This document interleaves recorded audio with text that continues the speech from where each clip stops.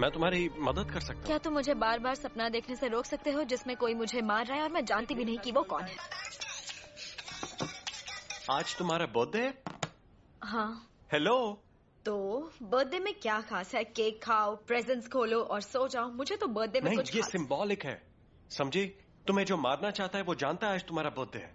Movie का start होता है और हम एक कॉलेज बिल्डिंग को देखते हैं जहां ट्री नामी लड़की कार्टर नामी लड़के के रूम में जागती है। वो उसे कहता है कि कल रात पार्टी में उसने काफी नशा कर लिया था जिस वजह से वो कार्टर के रूम में है। अब उसे काफी हेडेक था और वो कार्टर से हेडेक की मेडिसिन मांगती है। हम देखते हैं कि ट्री को एक फोन कॉल आता है जो कि उसके डैड का था जिसे वो इग्नोर करती है। और इस दिन 18 सितंबर मंडे ट्री का बर्थडे होता है। ट्री कार्टर को किसी को कुछ ना बताने का कह बाहर निकलती है जहां वो कुछ एक्टिविटीज को होता देखती है, जैसे कार का signal Bazna, water spring on हो जाना, एक लड़के का बेहोश होना। रास्ते में वो टिम नामी एक लड़के से मिलती है जो उससे पूछता है कि ट्री उसके मैसेजेस का रिप्लाई क्यों नहीं दे रही। ट्री ने टिम को शायद एक बार डेट किया था और अब वो कंटिन्यू नहीं करना चाहती थी। वो उसे कहती है कि वो उसके टाइप का लड़का नहीं है और फिर अपने हॉस्टल आती है जहां वो अपने हॉस्टल की हेड गर्ल डैनियल से मिलती है और उसकी रूममेट लॉरी उसे बर्थडे विश करती है और अपने हाथों से बनाया कपकेक उसे देती है। पर ये कह के उसे मोटा नहीं होना, ट्री उस केक को डस्टबिन में फेंक देती है। दरअसल ट्री और उसकी मॉम की बर्थडे सेम डेट को होती थी और उसकी मॉम के गुजर जाने के बाद ट्री को अपना बर्थडे सेलिब्रेट करने में कोई इंटरेस्ट नहीं था और शायद यही वजह थी ट्री का बिहेवियर बहुत रूड हो चुका था। अब वो अपनी क्लास आती है जहां हम ट्री के बिहेवियर में उसकी टीचर के लिए काफी इंटरेस्ट देखते हैं। क्लास के बाद ट्री की अपने फ्रेंड्स के साथ मीटिंग होती है जहां कार्टर उसे मिलता है जो ट्री का ब्रेसलेट उसे देता है जो ट्री कार्टर के रूम में भूल गई थी। इसके बाद ट्री हॉस्पिटल आती है। वो हॉस्पिटल में लॉरी से मिलती है जो उसे ये बताती है कि वो डबल शिफ्ट कर रही है और साथ ही वो ट्री को प्रोफेसर को डेट करने से मना भी करती है। अब वो प्रोफेसर ग्रेगरी से मिलती है जिन्हें हमने क्लास में देखा था क्योंकि ट्री का प्रोफेसर ग्रेगरी के साथ अफेयर था। डॉक्टर ग्रेगरी से मिलते वक्त उनकी वाइफ वहां आ जाती है। इन एक्चुअल डॉक्टर ग्रेगरी मैरिड थे पर ट्री और प्रोफेसर कुछ भी अपनी वाइफ पर एक्सपोज ना करते हुए नॉर्मल बिहेव करने लगते हैं। इसके बाद ट्री वापस हॉस्टल आती है और शाम में पार्टी में जाने के लिए रेडी होने लगती है। डैनियल हॉस्टल की इंचार्ज ट्री को पार्टी में जल्दी आने का कहती है। अब उस पार्टी में जाते वक्त ट्री अपने डैड का वॉइस नोट सुनती है जो उसे ये कहते हैं कि वो घंटों तक रेस्टोरेंट में ट्री का वेट कर रहे थे पर वो नहीं आई। पार्टी में जाने के लिए एक टनल क्रॉस करते हुए उसे एक मार्क्ड इंसान दिखता है जिसने ट्री के कॉलेज का मस्किट पहना हुआ था। वो ट्री का पीछा करने लगता है और मौका मिलते ही वो ट्री को मार देता है। अब ट्री के मरते ही उसकी आंख फिर से कार्टर के रूम में खुलती है। फर्स्टली ट्री इस सब को इंसिडेंट या हॉरर ड्रीम समझती है पर फिर सब कुछ वही होने लगता है जो ट्री ने पहले से फेस किया था। कुछ भी डिफरेंट नहीं था, मानो जैसे ये दिन 18 सितंबर मंडे रीसेट हो गया हो। अब वो हॉस्टल जाती है, अपनी रूममेट से मिलती है और सब कुछ वैसा ही होता है पर इस बार ट्री पार्टी में जाने के लिए टनल को यूज नहीं करती। वो पार्टी में पहुंचती है जहां उसे ये पता चलता है कि ये पार्टी उसके बर्थडे के लिए सरप्राइज रखी गई थी। वो काफी इंजॉय कर रहे होते हैं कि हम फिर से उसी मार्क्ड मैन को देखते हैं जो ट्री के फ्रेंड को मारने के बाद ट्री पर हमला करता है और उसे मारने में कामयाब हो जाता है। और इसके बाद ट्री एक बार फिर कार्टर के रूम में उठती है जो काफी घबराई होती है और हर बार ट्री के जागने के बाद किसी को भी पिछली बात याद नहीं रहती। मतलब ट्री के अलावा और किसी को भी कुछ भी याद नहीं रहता। अब इसके बाद ट्री खुद को बचाने के लिए रूम में लॉक कर देती है और पार्टी में जाने से अवॉइड करती है पर वो मार्क्ड मैन पहले से ही ट्री के रूम में मौजूद होता है जो एक बार फिर ट्री को सक्सेसफुली मार देता है। अब अगेन एक बार फिर ट्री कार्टर के रूम में उठती है और इस बार वो कार्टर को अपने साथ हुए इंसिडेंट्स के बारे में बताती है कि वो एक ही दिन में फंस गई है और एक ही दिन को बार बार जी रही है। ये सुनने के बाद कार्टर उसे सस्पेक्ट लिस्ट बनाने का कहता है जिससे ट्री को ये पता लग जाएगा कि वो मार्क्ड मैन कौन है जो उसे मारना चाहता है क्योंकि ट्री के रूड बिहेवियर की वजह से काफी लोग उसे नापसंद करते थे और हर बार ट्री कातिल का चेहरा देखने में नाकाम रही थी। एंड जब वो ये पता लगा लेगी कि मार्क्स के पीछे कौन है तो इससे पहले कि वो ट्री को मारे ट्री उसे मार सकती है।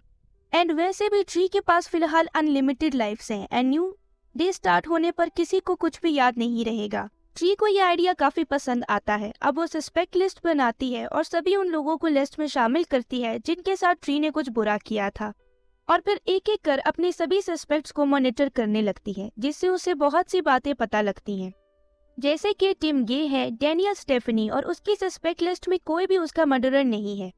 और इस सब का पता लगाते ट्री मल्टीपल टाइम्स मरती है, और अब जब वो जागती है तो उसकी तबीयत काफी बिगड़ चुकी होती है। उसे हॉस्पिटलाइज किया जाता है, जहां डॉक्टर ग्रेगरी उसे बताते हैं कि ट्री को काफी स्वेयर इंजरीज आई हैं। उन्होंने ट्री की बॉडी को स्कैन किया, जिसके बाद उन्हें ये पता चला कि ट्री को जहां इंजरीज हुई हैं उसके बाद उसका जिंदा रहना काफी ताज्जुब की बात है, जिसे सुनने के बाद ट्री को ये एहसास हो जाता है कि हर बार मरने के बाद वो वीक होती जा रही है, और ऐसे ही अगर वो हर लाइफ में मरती रही तो इतनी वीक हो जाएगी कि शायद दोबारा उठ ना सके। अब उसके लिए मर्डरर को जल्दी ढूंढना बहुत जरूरी हो गया था। वो हॉस्पिटल से ग्रेगरी की कार चुराकर भागती है, पर वो मास्क्ड मैन उसका पीछा करता है। अपनी जान बचाने के लिए ट्री काफी फास्ट ड्राइव करती है, जिस वजह से उसे पुलिस रोक लेती है। ट्री को ये लगता है कि वो पुलिस स्टेशन में सेफ रहेगी, और इसलिए वो खुशी खुशी पुलिस स्टेशन जाने के लिए तैयार हो जाती है। पर एक बार फिर वो मास्क्ड मैन वहां आता है और उसे जलाकर मार देने में कामयाब हो जाता है। अब नेक्स्ट टाइम उठने पर ट्री फिर से कार्टर को सारी बात समझाती है।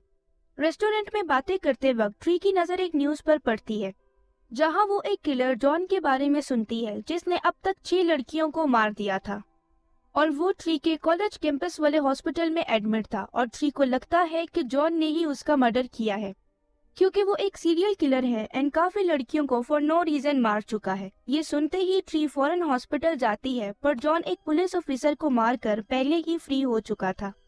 वो ट्री पर हमला करता है, पर उसे बचाने कार्टर वहां आ जाता है। अब उन दोनों में हाथापाई होती है और जॉन कार्टर को भी मार देता है। After playing hide and seek, tree John को मारने वाली होती है, पर शी रियलाइज कि जॉन ने कार्टर को मार दिया है। अगर ट्री जॉन को मार देती है तो उसे दोबारा सेम डे में आने का मौका नहीं मिलेगा। मींस वो 18 सितंबर से 19 सितंबर में जा पाएगी, और इस तरह कार्टर मरा रह जाएगा। और क्योंकि वो कार्टर को पसंद करने लगी थी, वो ऐसा बिल्कुल नहीं चाहती थी, तो ट्री खुद को फांसी लगाकर मार देती है। अब नेक्स्ट टाइम जब वो उठती है तो वो काफी बदल चुकी थी। अब वो हेल्प करने लगी थी, और साथ ही वो लॉरी और अपने फादर से अपने बैड बिहेवियर के लिए माफी मांगती है। अपने प्रोफेसर से अपने अफेयर को खत्म करती है, और लंच पर कार्टर से मिलते हुए वो उसे रात में अपने साथ बर्थडे सेलिब्रेट करने का कहती है। ये सब करने के बाद ट्री प्रॉपर्ली रेडी होकर हॉस्पिटल जाती है, क्योंकि वो जॉन को मारने वाली थी, और लास्ट टाइम उनकी फाइट हॉस्पिटल में ही हुई थी। और इस फंसे हुए दिन से निकलने का बस यही तरीका था कि वो अपने मर्डरर को मार दे। अब with the proper planning tree और जॉन के बीच में फाइट होती है, और फिर फाइनली ट्री जॉन को मारने में कामयाब हो जाती है। इसके बाद वो कार्टर के साथ अपनी बर्थडे सेलिब्रेट करती है और लॉरी का बनाया कपकेक खाती है। अब यहाँ मूवी एक बार फिर मिस्ट्री रिपीट करती है, और फिर से सब कुछ वैसा ही होने लगता है। फिर से 18 सितंबर था एंड सेम एक्शंस। ट्री बहुत डर जाती है, क्योंकि अब तो उसने अपने मर्डरर को भी मार दिया था, पर still she is in the same day. वो शहर छोड़कर भागने का सोचती है। अब ट्री अपने हॉस्टल आती है, जहां अपनी रूममेट लॉरी के साथ बातें करते हुए उसे ये पता लगता है कि कपकेक में जहर था, और क्योंकि उसने वो कपकेक रात को खाया, वो नींद में ही मारी गई थी। और जॉन को हॉस्पिटल में ड्रग्स देकर फरार भी लॉरी ने करवाया था। लॉरी कन्फेस करती है कि वो भी ग्रेगरी को चाहती है, और क्योंकि ट्री का अफेयर ग्रेगरी के साथ है, तो बस इतनी सी बात की वजह से वो उसे मारना चाहती है। उन दोनों के बीच हाथापाई होती है। ट्री खुद को बचाते हुए लॉरी को विंडो की तरफ फोर्स करती है, और लॉरी की विंडो से नीचे गिरने पर मौत हो जाती है। इसके बाद पुलिस वहां आती है और लॉरी को साइको डिक्लेयर करती है। इस तरह से ट्री सेफ हो जाती है। ट्री ये सारी बातें कार्टर को बताती है। अब नेक्स्ट सीन में हम ट्री को फिर से कार्टर के रूम में सोया हुआ देखते हैं, और उठने पर वो ये जान पाती है कि आज का दिन 19 सितंबर है, यानी कि वो टाइम लूप से बाहर आ गई थी, और अब वो कार्टर के साथ रिलेशन में भी थी। तो गाइज मेरे हिसाब से मूवी काफी इंटरेस्टिंग है। मूवी में हम ट्री के कैरेक्टर की एवोल्यूशन को देखते हैं, अपनी माँ के गुजरने, इस टाइम लूप में फंसने और यहाँ से निकलने के बाद तक। गाइज आप अपनी व्यूज मुझसे कमेंट सेक्शन में जरूर शेयर करें, और अगर आपको वीडियो अच्छी लगी है तो वीडियो को लाइक और चैनल को सब्सक्राइब करें। अब हम मिलेंगे नेक्स्ट वीडियो में, तब तक के लिए बाय।